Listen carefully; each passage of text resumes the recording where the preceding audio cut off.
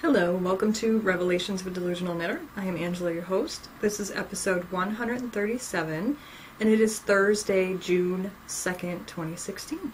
On to updates and housekeeping. Welcome if you are new. If you are returning, I thank you as always, and either way, I hope you enjoy and continue to watch the podcast. The show is on iTunes, YouTube, delusionalknitter.com, and also on the Ravelry group, Revelations of a Delusional Knitter. If you are not a member of the Ravelry group, please come on over and join. And I usually post the episodes in a thread in the group, and if you would like, please post comments there because I like seeing them and I like talking to you, and then I don't feel like I'm talking to myself, to the camera all the time. But I do enjoy when people leave comments and we can interact and have a little bit of a conversation. On to declarations. What's been going on? Traveling monsters. I now have my third monster, so I didn't have the other two to show while I had them here, but I will post pictures. When I have all of them done, I'll post some pictures on the group so you can see them. But I have my third monster now, and actually I don't even know the name. I just picked up the mail. I just ran some errands and just stopped at the mailbox, so I'm not even sure who this is. Uma. This is Uma. And this is what a monster looks like. So I have this one now, so we'll have to go around and take some pictures and do some fun stuff. Unfortunately, because of some things I'll talk about in a minute and the weather, with the other two we weren't getting a whole lot of stuff done outside of the house or anything that was really fun, so I really didn't get many pictures with them. Usually you take them around. It's like Flat Stanley, if you know kids or have kids. You know, when you mail Flat Stanley around and ask your family and friends to take them out and take pictures in other locations, that's kind of the point of the Traveling Monsters. But we've either had really rainy weather or really hot, ridiculously hot weather. So we haven't been getting out very much, so I've only been taking pictures around the house, and not even many at that because of work, which I guess I will talk about now. So we are down 5 dispatchers right now. Yes, I just said 5. So that leaves the rest of us that are there to fill in all the gaps, because obviously police operate in a 24/7 schedule. You don't close. So we've all been working a lot of overtime, those of us that are here. One person quit, so we're down 1 completely. 2 are out on medical that are kind of up in the air medicals. Not just a like, you know, they're out sick, they don't feel well. It's like a more serious thing, so we're not even sure when they're coming back. And 2 were out on pre-scheduled vacations. That was before the other stuff happened, so you can't begrudge them that, you know. So 1 is back today, actually. I'm on my day off, so. And the other one just left a few days ago, so she'll be back, and that will be better, but still, we're short. So I worked 40 hours in 3 days, which ended yesterday.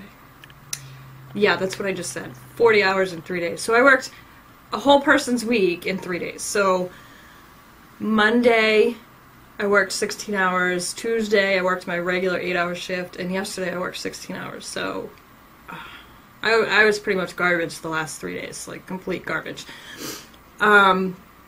I did get one of my coworkers really good, though, because I think I'm quite witty, actually, when I'm super overtired, and I think it's because my brain is so tired that it's pretty much just functioning in order to keep me alive. Like, it's only doing bodily processes and functions, and that's about it, because really, in my head, all that's going on is air.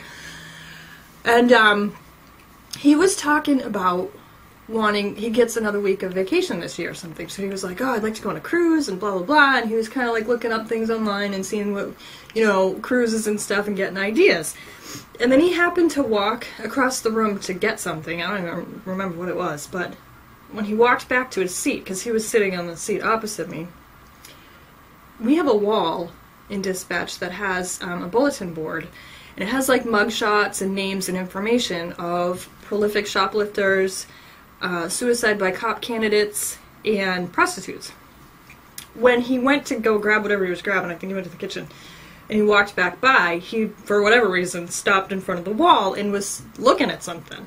And without even thinking, I said, "Are you looking for someone to go with you?" I was laughing, and he turned around with this god-awful look on his face, and he was like, "You're such an a-hole." And I was like, "I know, but you gotta admit, that was really good." And he was like, "No, you're right, it was really good." We were laughing, and he's like, "I hate you," and he went back to his seat, but that was a pretty good one. That was a pretty good burn I came up with there. And I bet you I never would have thought of it if I wasn't so tired, because I would have been distracted and thinking about something else, whatever, but that was pretty good. My allergies. I did change to Zyrtec. I usually take Claritin, but I think because I've taken Claritin for like 20 years, I'm not even joking, 20 years, I don't even know if it was out back then, but whatever. It's been a ridiculously long time that I've been taking Claritin. I think it just doesn't work for me anymore because I've just abused it. And I know I tried Zyrtec before, and I didn't think it had worked, but I'm like, well, at this point it doesn't matter because I'm dying.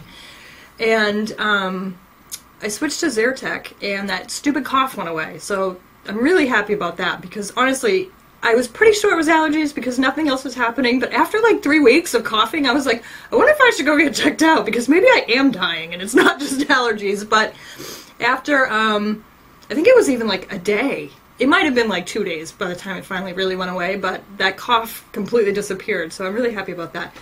However, after a couple of days in the Zyrtec, I started getting the itchy eyes and the runny nose and all that stuff again, but it's definitely not as bad as it was. And the pollen right now is ridiculous. Like, if you, like, vehicles are covered in it. If I go outside right now in my yard, I can actually see it floating in the air. Like if somebody just drove down a really dry, dusty dirt road. It's that bad right now. So I think it's bad for even people who are not allergic, but yeah. Miserable with the allergies right now. But that cough is gone, so that's way better. Zombies and robots, which is probably going to be the title of this episode. Did you know that some scientist company, I don't know because I didn't research it that much, but I researched it enough to feel comfortable in the statements I'm going to make in a second. Some company or scientific group or whatever it is received approval ethically, and I don't know who grants this because I didn't look into it that much. I don't know what agency has the authority to grant ethical approval, but whatever, to do experiments on reawakening dead people, essentially. Yes, that's what I said. Terrifying, to say the least, and just absolutely crazy. It's like, look it up, you'll find it pretty easily, because I found, and it was a real article I found from like a legitimate source like CNN or, you know, something like that, but that's happening. Then the robot thing. Now this thing's been going on for a while, but I don't know if you've looked into it. There's some great YouTube videos on it. Boston Dynamics is a company here, so apparently the zombie outbreak is going to happen in India, and the robot outbreak is going to happen here, but that company is making robots that can actually like recover from things like, you really have to look up this video, but for example, they have this robot that looks like a human. Not like an android, but physically it's got 2 legs, 2 arms, and a head. And it's picking up a package in like a warehouse and bringing it to another spot. But in between this, it can recover from obstacles that come in its way. Like somebody has a hockey stick and they knock the box out of the robot's hands, and the robot stops, readjusts itself, picks the box up again, and continues on its way. And they do this like several times, and then they like kick it to knock it off its path, and it gets back on its path and continues on. It's frightening. Absolutely terrifying. I was telling my husband this story this morning because I found the zombie thing yesterday, and he said, oh, I don't know if I ever told you, I saw this thing where some scientists were trying to clone a woolly mammoth. And I guess this was a while ago. It's not very recent, so I don't even know if that happened or whatever, but, and I was like, oh my god, it's going to be The Walking Dead, Terminator, and Jurassic Park, all rolled into one, all at the same time on this planet. It's like, it's terrifying to me. It's really scary. I think that's really, really scary, because I think that we as humans just go and do these things, and it's just like Jeff Goldblum says in Jurassic Park, man never stopped to think if he should do it. He just wanted to know if he could do it. You know, kind of thing. And it's just absolutely terrifying. So if you want to be absolutely terrified and not sleep at night, go look up those 3 things I was just talking about, because that is absolutely frightening to me. It is terrifying. You know, it's Skynet's coming, The Walking Dead's coming, it's all coming. It's all coming. And it's going to be this trifecta of terrifying apocalyptic craziness, is what I think. But yeah, check that out. I was just like appalled. And for me, it's not really an ethical standpoint. It kind of is, but it's not really a religious or an ethical or whatever standpoint in my mind. The thing that I find so terrifying about this stuff is what I just said.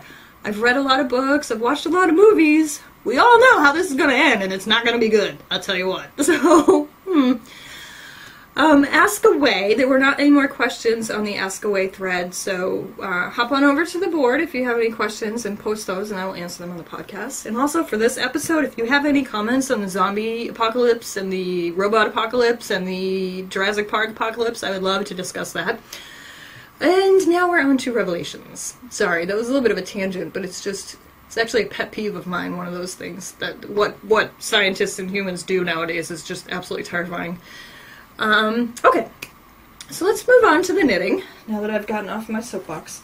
And I have these stripy socks, which are an info. On the last episode, they were almost done, and I did finish them.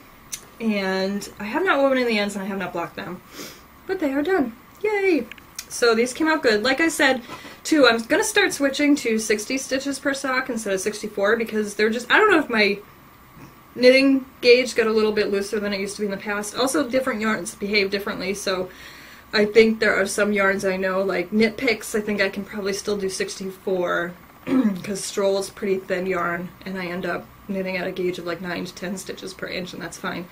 This yarn was a little bit thicker, so this was Barocco socks, but these are done, and I'm super happy about that. And then I have, let me show you these ones first. So these you've seen before, however, I wove in the ends and blocked them. So these were these slip stripe spiral socks that were the first Sock Madness pattern.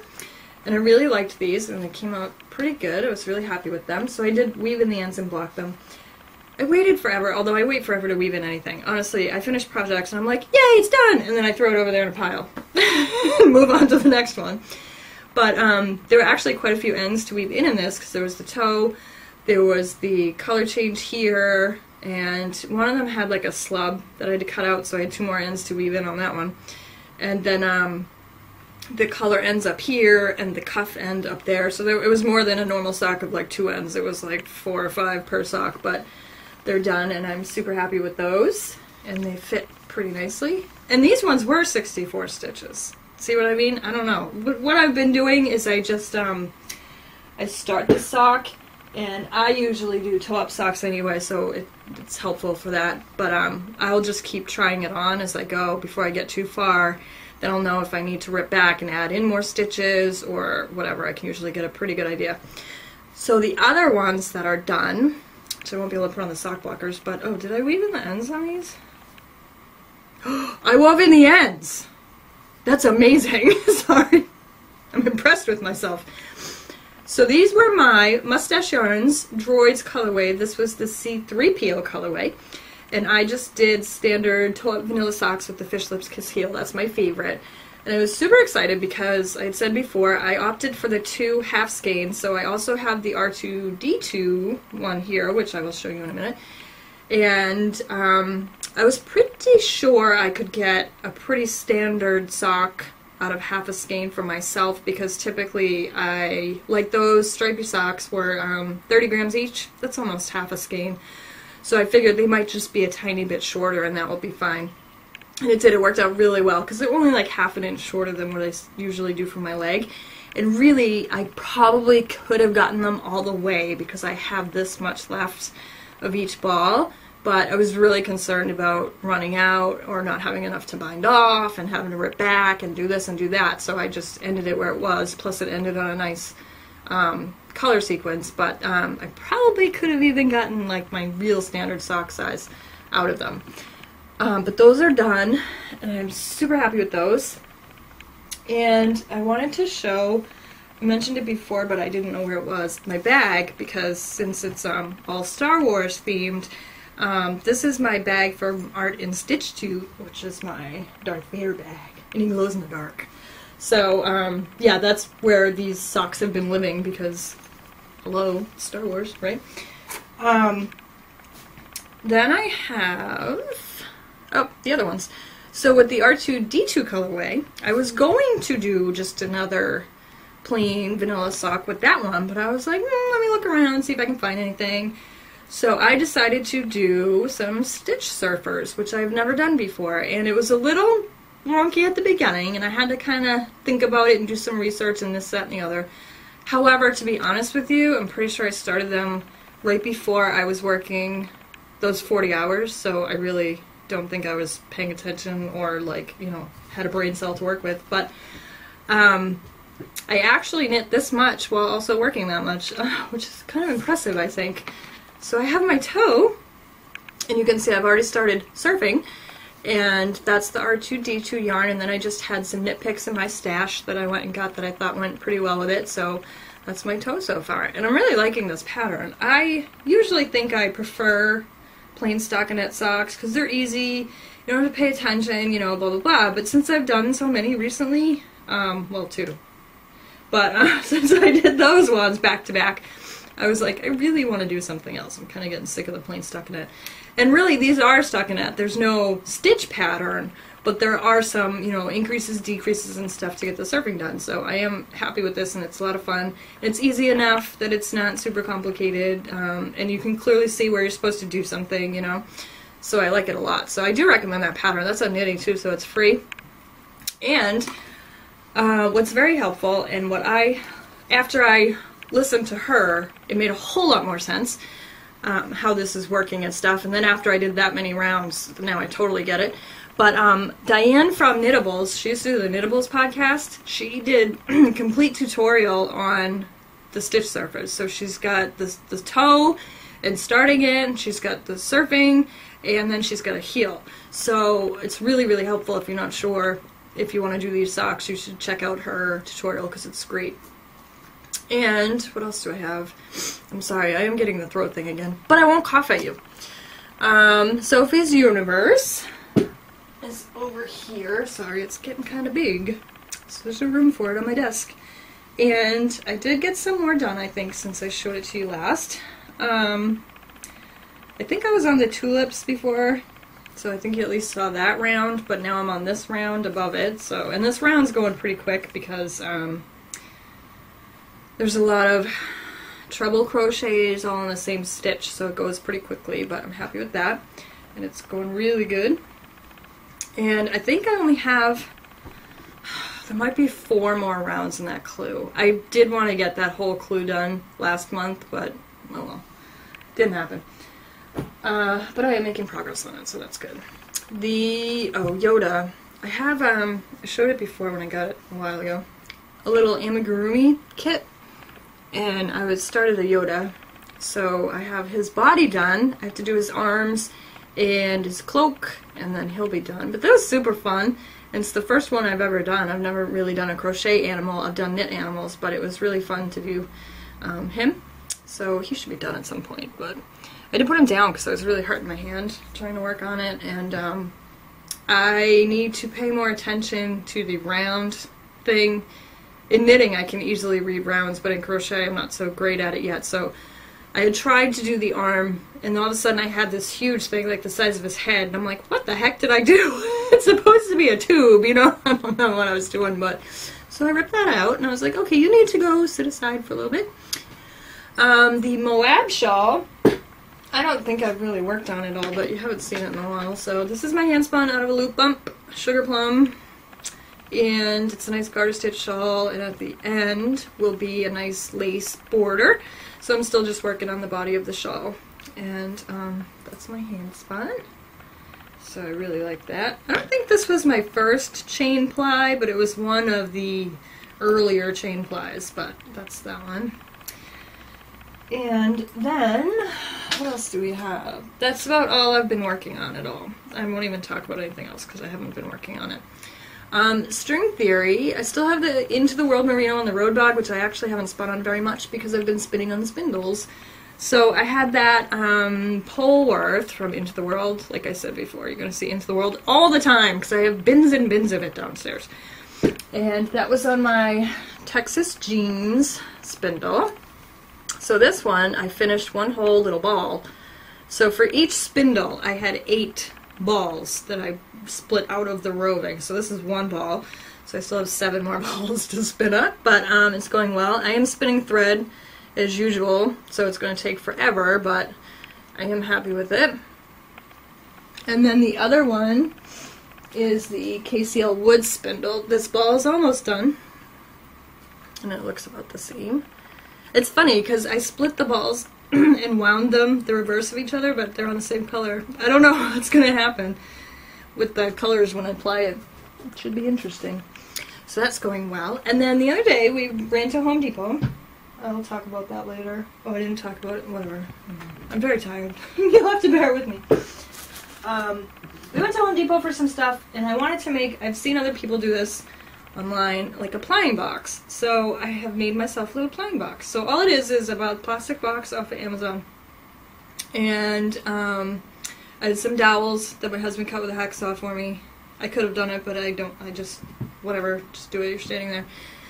And then this is pipe insulation that you can wind your singles onto. So for example, when those spindles are done, I can wind up these bobbins on this pipe insulation, and then I can 2-ply from this box. And the pipe insulation is big enough that it will spin just fine on the dowels.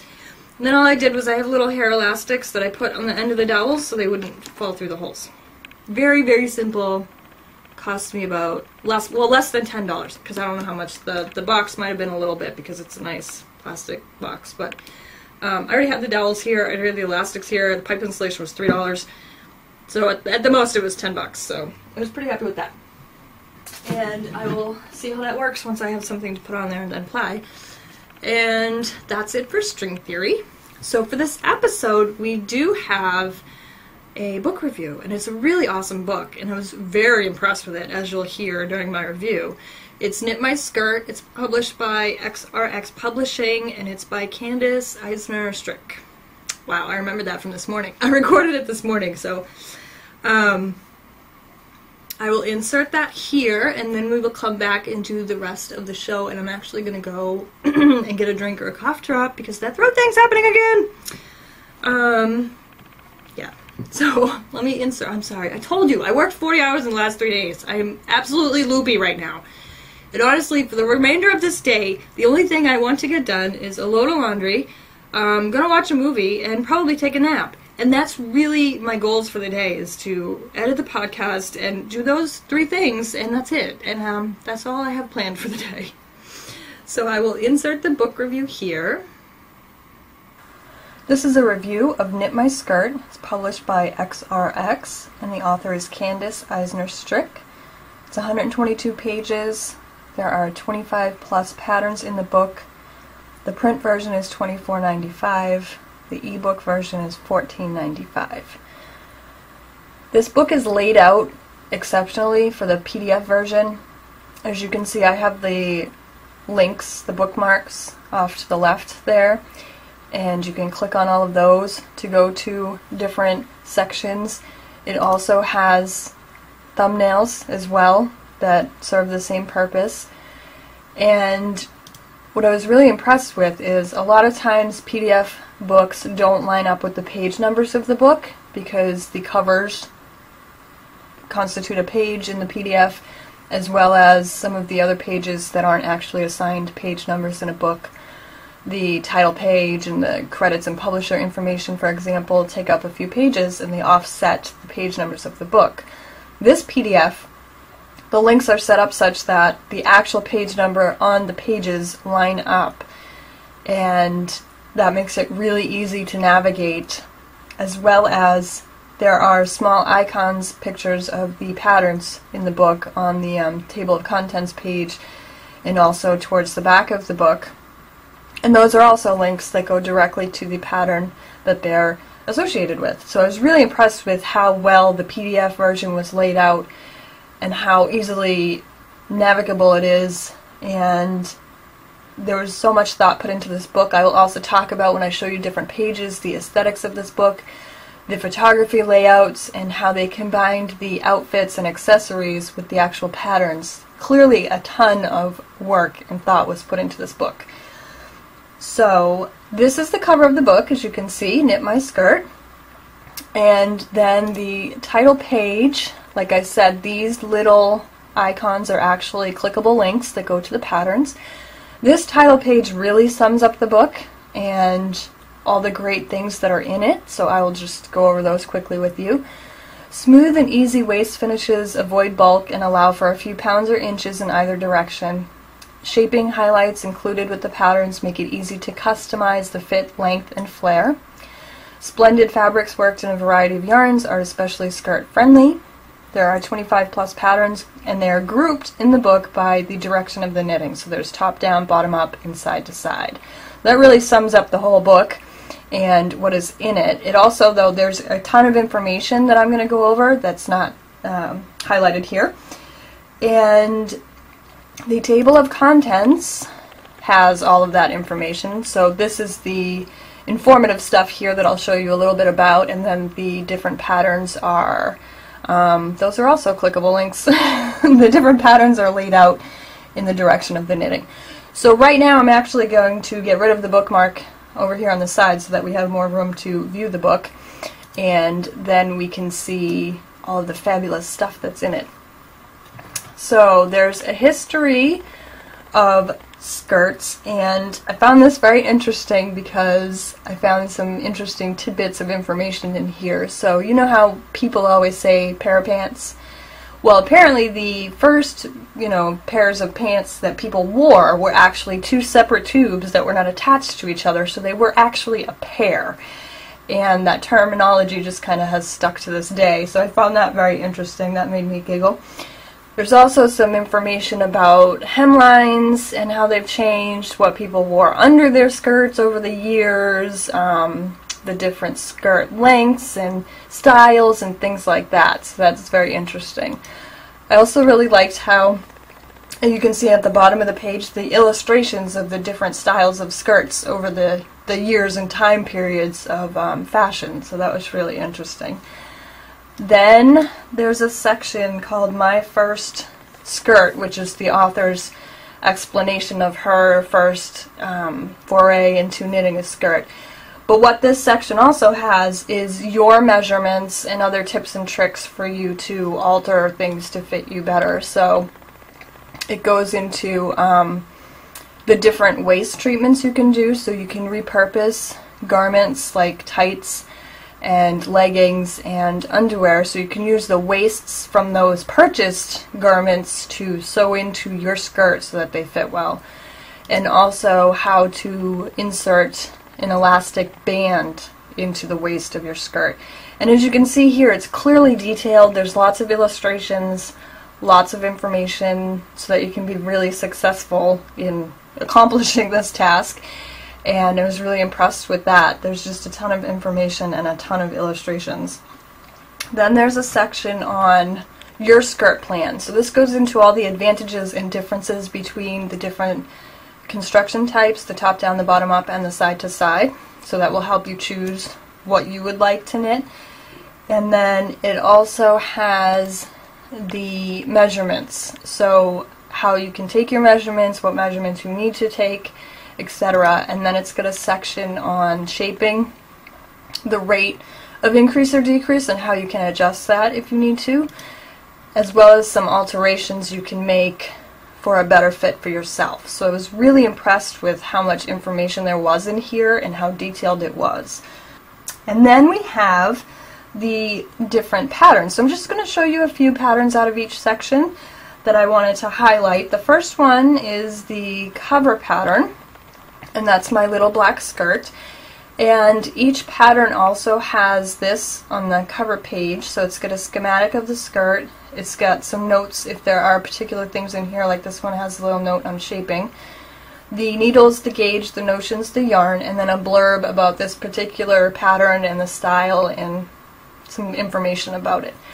And also here, as you can clearly see, the aesthetics of the book are amazing. The colors that were chosen, the way the photography was done, the way the garment was accessorized and accompanied. So for example, this skirt has that nice color accent to it, and we have the tops that match perfectly and the shoes that are a great accessory, and this whole outfit is really, really amazing. So every pattern clearly had this much detail and thought put into it because they all look like this. Every layout of the pattern in the book looks like this. It's really, really well done. The next one I wanted to show you was the My Amoeba skirt. And again, we have the schematic of the skirt. This one's really interesting. It's got some chevron in it and some garter stitch ridges, some nice texture to it, as well as some nice colors. Again, you can see the layout of the pattern is fabulous, and the colors and the photography. This one I wanted to show you the actual pattern so you can get an idea of how detailed they are. So here's the way the pattern is laid out. This one's a written pattern. There are also charts and schematics and some of the other patterns that I will show you. But again, just to show you how well thought out and detailed the book is. Another one is the My Mondrian skirt. Some awesome color work. Again, pictured wonderfully, accompanied with the colors and the graphics in the book. So here's another example, and that's another schematic there. So you can also see how all the different skirts are shaped differently. The schematics are really helpful to see what type of a skirt it is, how it's going to kind of work and function. And then we have some of the side-to-side skirts, and this is my sideways glance skirt. Lovely texture again. You can see how well it was accessorized for the photography. The schematic shows how the skirt is constructed. And another sideways one. My Ruffles Have Ridges skirt. This is a great use of a gradient yarn. There's no color changes in this skirt. The yarn is doing all that work for you. Then we have some of the bottom up skirts. This is my Seashells skirt. It's got a lovely scallop detail with some color on the bottom. This was another one I wanted to show you the pattern because it has some schematics and some charts in it. So here we have the schematics of the way the colors are laid out for the scallops, and also the scallops are charted as well as written. And that's a pretty sizable chart because that in the book is actually one full page there. So that's a nice, clear, well laid out chart. And it's also got some instructions right there. That's an SSP. That's a very different decrease. A lot of people don't do an SSP. I've actually used it before in one of my patterns. So it's really great that it's actually got the illustration and the instructions right there on the page for you. You don't have to go hunting for it. It's right there. Again, that's just another example of how detailed and how well thought out this book was, because that jumps out at me that that's not a really common decrease that people tend to use, and there it is right there on the page for you, the instructions. So I'm so impressed with this book. I just can't even explain it to you. I really was so impressed with this book. And I wanted to do a really thorough review of it to give back how much, thought and stuff was put into this book. I wanted my review to also be that thoughtful. And I will show you one more pattern. It's my Look at It from All Angles skirt, and this one I thought was really cool because, that mitered sock yarn blanket is all the rage. I'm actually working on one too, so here's the mitered squares right there. And you could do a ton of different things with this, with colors and different types of yarns and everything. And again, the photography is fantastic. It's accessorized really well. The top goes wonderfully. The shoes go wonderfully. There was just so much detail put into this book. And also you can see all the schematics and the illustrations. So it also shows you how to measure the miter gauge, because that's not a square. It's a diamond type shape, so it's a little bit different. And this one I'll show you as well because it's so detailed. So it shows you how to lay out all the mitered squares for the sequins. There's a ton of schematics here for you to follow. Really, really cool. Then there's also, as usual, the techniques and abbreviations. And those are also illustrated. So it's not just descriptions of the techniques. There are some different cast-ons and decreases and some different things going on in this book, and they have given you all that you need to be able to do it yourself. There's also some more there. You can see how detailed this is. And then the project yarns that were used, the weights and the information on them, the supplier list, where to get them. Then there's acknowledgments, and here again, because there's so many patterns in the book, they weren't all on the table of contents, but here's the rest of the clickable links for the patterns there. And then we have the back of the book. So that was Knit My Skirt, published by XRX. The author is Candace Eisner Strick. Again, the print version is $24.95 and the ebook version is $14.95. And I was exceptionally impressed with this book, and I hope you enjoyed this review. Alright, we're back. Well, I'm back. It's getting a little toasty in here too, so I ditched the sweatshirt. Testaments. So what I've been buying lately, which looks like a really long list. Good thing I have all this overtime. Yeah. Okay. So I showed my socks from Mustache Yarns. I was super excited because I totally missed the second installment of the Star Wars ones, which was BB-8 and Rey. However, one day I was just poking around and I clicked the link and I was on her shop and I clicked the Star Wars thing and there was one skein of BB-8 available. So I snagged it. So this is a full skein. Oh no, actually this is her OCD. So I believe it's 2 half skeins that match. Yeah, it is. 2 perfectly matched half skeins twisted together. So they're already separated for me. I just need to wind them up. But they're not half of a half skein. So the C-3PO and the R2-D2 ones were actually like 25 grams. These are 2 50-gram skeins. So I got BB-8. I was super excited. I was so excited. Recently also too, I don't have them to show you, but I got 2 sweatshirts, 2 hoodies. I got a BB-8 one and I got a Kylo Ren one. So I was happy about that. I have more Star Wars shirts. So this is BB-8. And I was so happy I was able to get one. I don't know if in the future she'll, you know, re-dye all of these, but as it is right now, she's releasing them, and then once they're gone, they're gone. So, I don't know if you can get them again, but I was so happy to get that one because I thought I totally missed out on that update. And Rey I wasn't too crazy about. It is a nice colorway, but it's not striping. It's more of a variegated colorway, and it wasn't really my color, so I wasn't too upset about missing out on that one, but I really wanted BB-8 as a self-striping one. The silver shed bags. Again, I was poking around Etsy. I don't know why I do this. I don't know why I look at all this stuff, because then I buy it. It was really good for a while, and I just wasn't even looking at stuff at all. But I saw this bag, and I had to have it. It's a Walking Dead bag. It's a sock bag. And she's got a nice zipper pull, and they're really nicely constructed. But what made me have to have this bag was the coordinating fabric inside, which is blood spatters. Isn't that awesome? I love this bag. It's so cool. And I always love the sock size ones, because I always have socks going on, but this is the smaller one. And while I was in there, I came across this fabric, and I had to have it. Look at that goofy cat. It's so funny. And then, I don't know which ones are, yeah, the same, it's the same on the back, except it's just offset a little bit, so you get to see more of some of the other ones, but I just absolutely loved this print. It was so cute. And this one's got a nice, it's just a polka dot coordinating fabric, but I could not pass up this cat. I could not pass up this cat at all, and I think there was only one left, so I was like, I have to have that. So I also got this one. And yeah, she's got excellent bags, really nice bags. I shouldn't say she, because I'm really not entirely sure. But those were the bags that I got. Then I got, what did I get? Blaine Fleece and Fiber was doing some Harry Potter bats. I apologize for the crinkle. So I got a lavender brown, which is lovely pinks and purples, and there's a light green in there somewhere too. This is Merino, Cormo, Falkland, and Nylon. That's a nice blend. And then I got Sirius.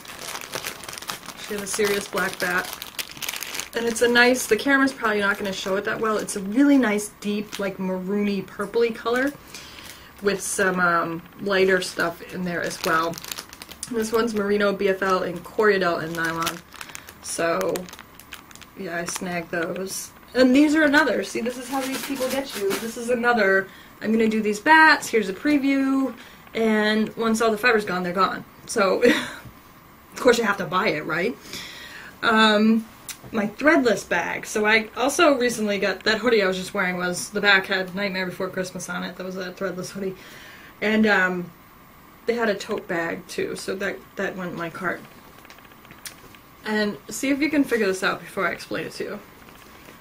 So it's a formula, like an equation. Alright, you got it? Have you figured it out? So it's, and I know this from college, and like it didn't say it on the thing. I just know what it is. I recognized it right away because I college, and one of my jobs before I was dispatching was for an optical filter manufacturer, and we had to do a lot of math, and we had to use Excel, and we had to do a lot of calculations. So it's infinity energy times n plus cat equals yarn barf, right? And n equals a ball of yarn. That just cracked me up. I'm like, I have to have that tote. They had different sizes. I got the smallest one because I figured I'm probably just going to use it for a knitting project bag, so I got the smaller 13 by 13, but they had them all the way up to like a full-size, you know, tote bag, so I just couldn't pass that up either. I was like, that is awesome. That is really awesome. Then I told you there was a lot of stuff.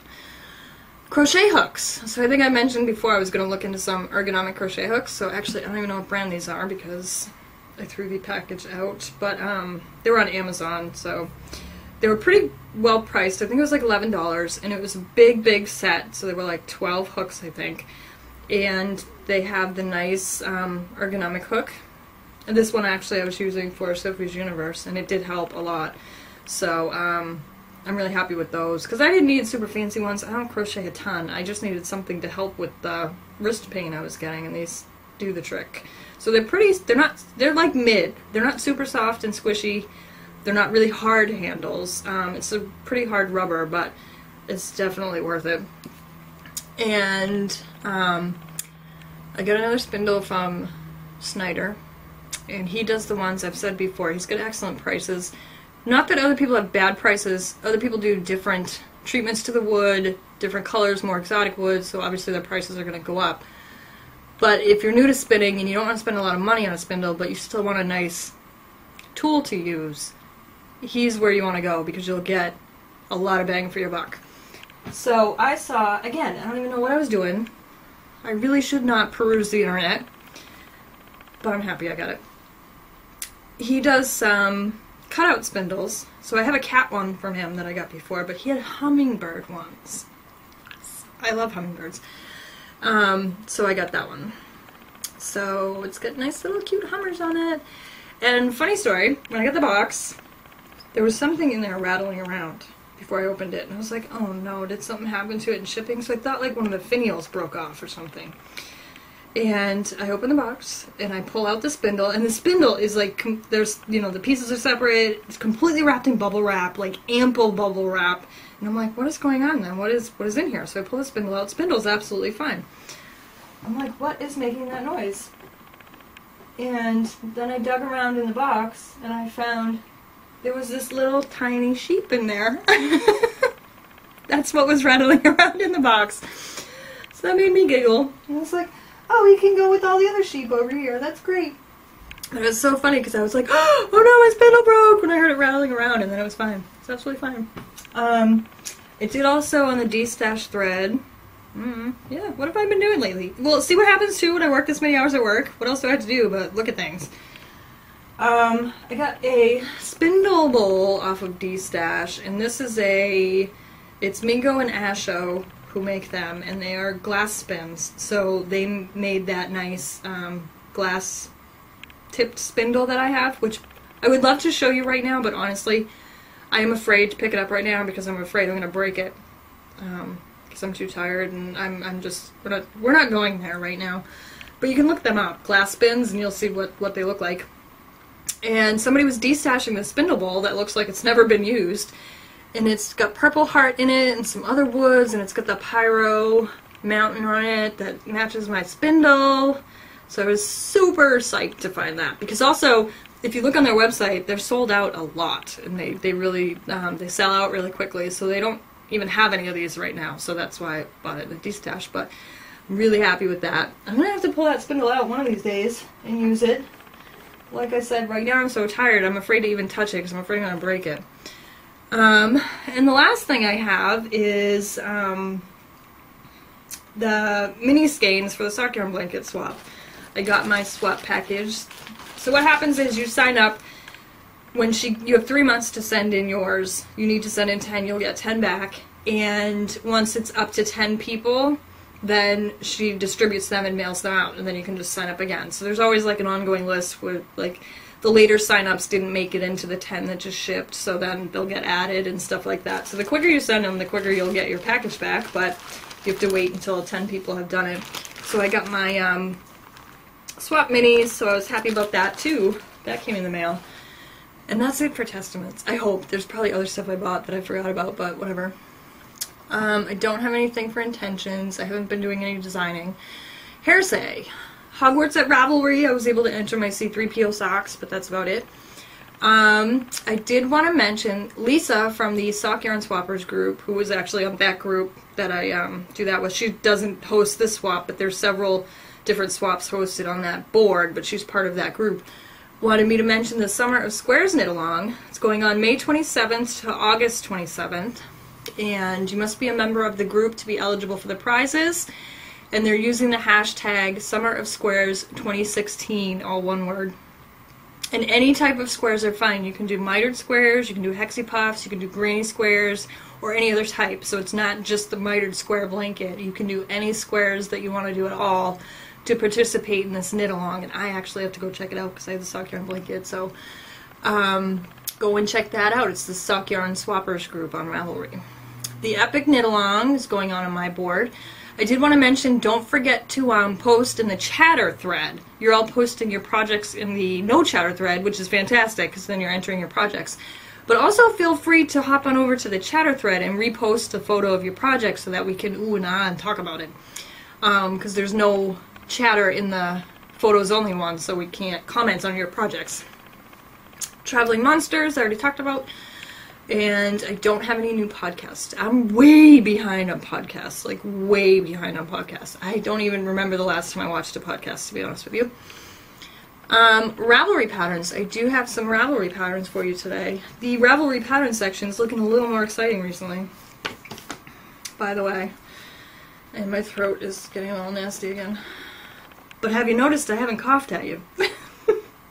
I'm sorry, I'm just so excited. I was coughing for like 3 weeks. Oh, and it was keeping me up at night. Okay, I have sheep. It's actually sheep, like with an exclamation mark. I'm getting loopier by the minute, aren't I? And it's getting really hot in here too, so I'm like melting. It's by Susan B. Anderson. It's $3.50 until today, so hopefully if you watch the podcast today, you can get that discount. It will be $5 after today. So, it's just some knitted sheep, but there's a couple of different, there's a textured one, there's a colorwork one, and there's a more textured one with like loops of yarn. So that's the sheep pattern. They're so cute. And then I have Bly by Amy Christoffers, and that is a cardigan, and it's free. And it's a really nice, it's a very simple cardigan, but it's really nice. I like it a lot. Great with jeans and t-shirt. Great on the beach, as you can see right there. And it's free, so if you've been wanting to do a cardigan, but you're not sure, you know, blah, blah, blah, you have some yarn in your stash, that would be the perfect one to do. Scatter by Socks by Amy Stringer is also a free pattern. She does mention it's a free pattern, it's not tech edited. She believes it, you know, doesn't have any mistakes or anything, but if you come across anything, let her know and she'll fix it. But, you know, it has been knit, it has been, you know, worked on, so. And mistakes happen. I have mistakes happen in patterns that are all set, I think. And it's this really, this would be excellent for variegated yarn. Whoops, my thing just flipped. This stitch pattern. Really cool. I think I'm going to have to do some of these because I've got plenty of that kind of yarn in my stash. So I'll just show you the whole sock here. Or not.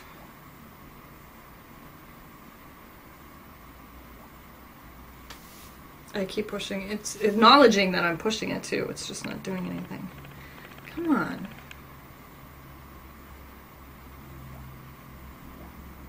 There we go. Yeah, it's a great stitch pattern for variegated yarn.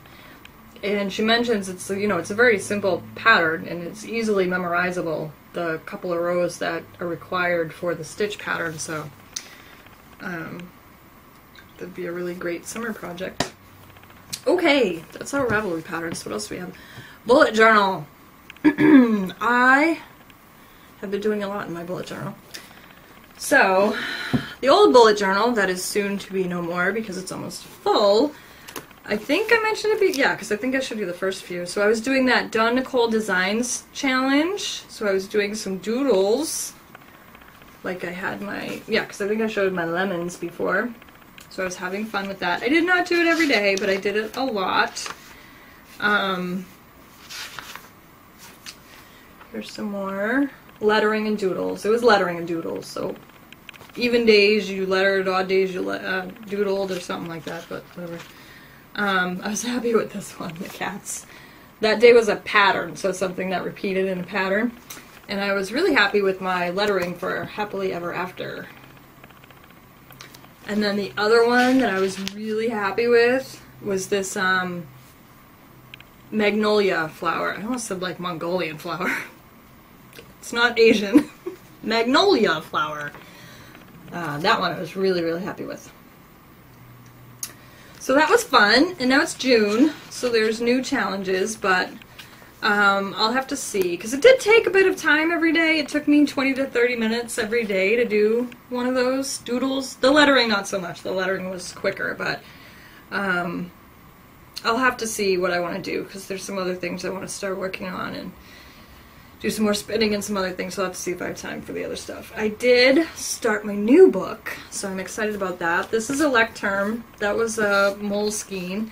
However, one thing I noticed, although I did notice it in a lot of people's pictures, I've heard the paper on the lectern was better as far as things bleeding through or whatever, but they ghost even worse than the Moleskine. So I did this for the key, for like the icons, which I haven't put in there yet, but I did that. However, as you can see, that really like ghosts through the next page. But, oh, sorry, I was like, this book's a little heavy, so I make you seasick. So that aside though, it's fine. Whatever, it works fine. I have my monthly spread. I was happy I got some doodling in there and some color and stuff.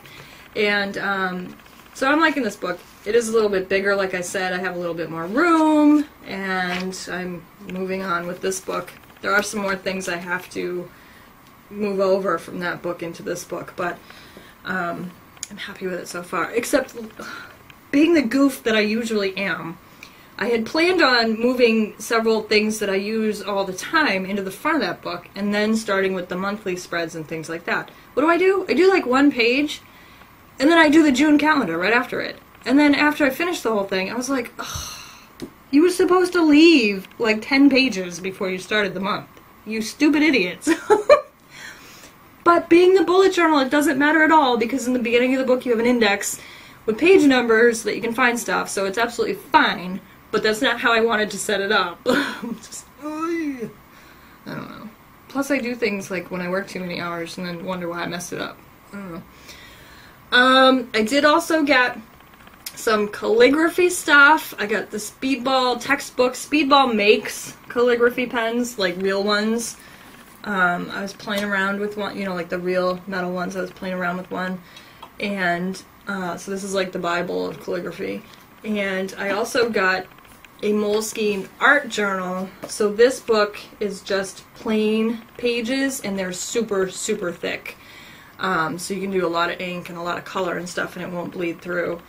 And I also got some, they're Pilot, the pen company, they're called Parallel pens, and they're awesome. I like them more than the standard calligraphy pen, actually.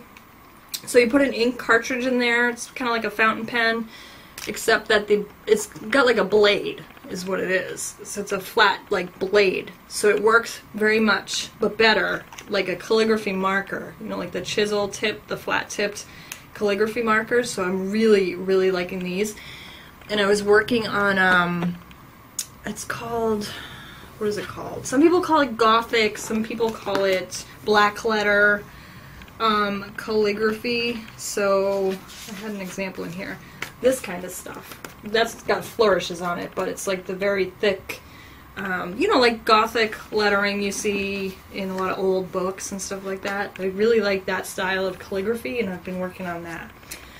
And organizing supplies. I found some cool things, because I got so many pens now and washi tape that they weren't fitting in my desk drawer anymore. So on Amazon, there's little shelves up here that you can't see. And I'm not going to show you because one of them has so many papers and junk on it. Yeah, we don't need to show that. I found these really awesome bins that fit perfectly on the shelf there. And I can put all my pens and stuff in there. So, like, it's not like a, you know, plastic tote with the cover. I don't have to take the cover off. They're just right there. And another one has washi tape. Yeah, see, I've got little bananas with the washi tape, too. Those work perfectly because then I can just pull out a bin. And I have all the supplies right there, so I was really happy to find those. I should get more, because that shelf is like 2 feet long, so I could fit a bunch of them up there if I wanted to. I didn't know if those were even going to fit. I mean, I took measurements and everything, but, you know, sometimes even if you measure, once you get the thing, it doesn't work, but they work perfectly, so I'm happy about those. I haven't been doing any other arts and crafts. Reading. I finished Hollow City. That was the second... You ready for me to say it? Miss Peregrine's Home for Peculiar Children. And I also finished Ink Spell, which was the second book in Ink Heart. Yeah, I think that's the whole trilogy. The first book is Ink Heart, the second book is Ink Spell. Brendan Fraser narrated that one, and I really, really enjoyed him. So I'm a little sad because I'm on Ink Death now, which is the third book, which is some other completely different person. So each book had a different narrator, so that was a little... they're all good, but I like when series have the same narrator. It's kind of got more cohesion and, you know, but that's fine. And I was really sad that Brendan Fraser didn't narrate the last book because he was really good. I have to look up because I think he narrates some other stuff. I'm going to have to look up the other stuff that he narrates.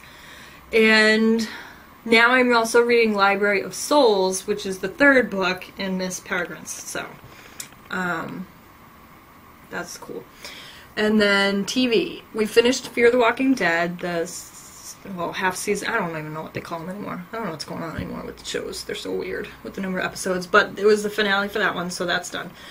We finished Bates Motel also. That was the end of that one. There's only going to be one more season. That was really good. The end of this season has a huge thing in it. That I don't want to give away a spoiler, but my husband kept saying, no, that didn't happen. How are they going to continue the show? That couldn't have happened. And I was like, no, I'm pretty sure it did. So that was the second to last episode. And then in the last episode, you find out, no, that really did happen. So I also finished Broadchurch Season 2. That was the BBC one with David Tennant. And that was awesome. It was really, really good. I enjoyed it a lot. It was nice, too, because Season 1 on its own could have ended the way it ended and been done and been fine. Season 2 really finished off the story and gave some real closure to it. There was closure and a wrap-up at the end of the first season, but Season 2 really wrapped up the whole thing. And also brought in some other elements that were mentioned in the first one that told the whole backstory and all that stuff. So it was really, really enjoyable and really, really good. I have been watching, while I was working at work for 16 hours, I got several hours of television watched, like 10 or 12 hours of television watched between my actually having to work and answer the phone and stuff. The Night Manager is on AMC, and that's got Tom Hiddleston, who's, oh my god, Loki, from Thor, and Hugh Laurie from House in it, and they're both excellent. And they're two characters. It's just fabulous. It's really, really good. I watched a ton of that. I think I watched like 6 episodes, and I think it's only up to 7 or 8 right now, so I'm almost caught up on that. I totally binge-watched it at work one day. Wayward Pines is back, and I watched the first episode of the new season, and that's really good as well. And, what was the other thing I wanted to mention? I think there was one other show that I watched. Oh, Preacher. I started watching Preacher. I believe I want to continue watching it. I'm not familiar with the comic book series, So far, I really, really like it. And, yeah, I'll just have to see where it goes.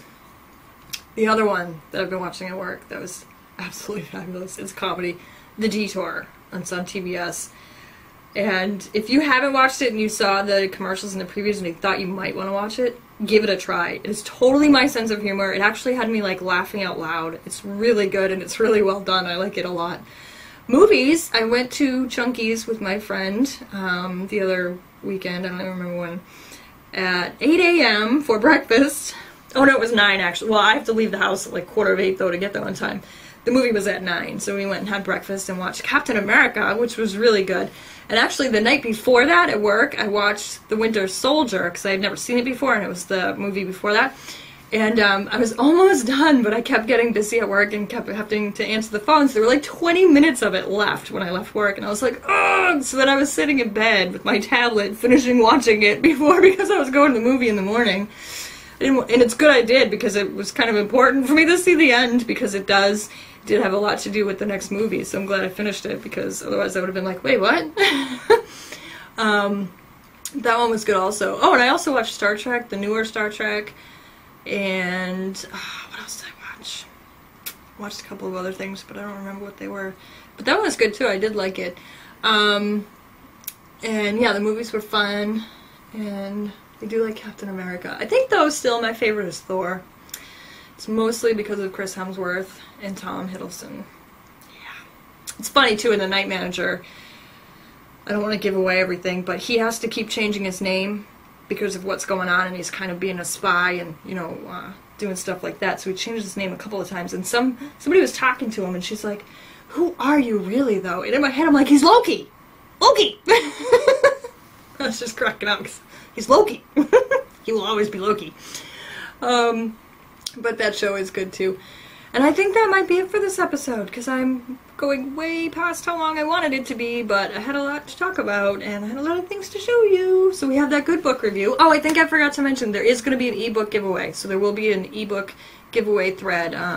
Jocelyn, who promotes all that stuff, will give us an ebook. So there will be one free ebook for the giveaway. So check that out. And you can also view that book on Ravelry. You can see all the patterns in it and all the pictures and everything. It's on Ravelry. I'll put a link to that in the show notes as well. But don't forget that. I totally forgot to mention that. I was supposed to right when I started over again. And I think that's it for this episode. It's getting a little toasty. I'm going to wrap this up and edit the podcast and go do my 3 things I want to accomplish for the day. One includes a movie and a nap, so that should be totally doable. And happy knitting and spinning, and thanks for joining me.